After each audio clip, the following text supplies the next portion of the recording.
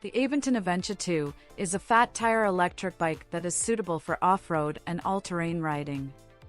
The bike has a low-step frame design, making it easy to get on and off, and a standover height of 19 inches.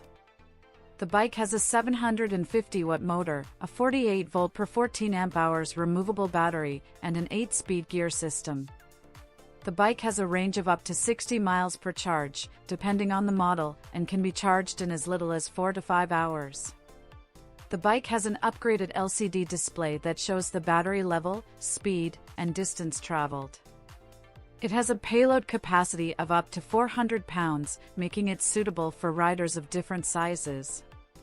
The Aventon Aventure 2 is a versatile and reliable companion for commuting and exploring that will keep riders comfortable on or off-road at an extremely attractive price point. The bike has a smooth and stable ride, and the motor runs almost silently. It is easy to assemble and comes mostly pre-assembled. In summary, the Aventon Aventure 2 is a fat-tire electric bike that is suitable for off-road and all-terrain riding.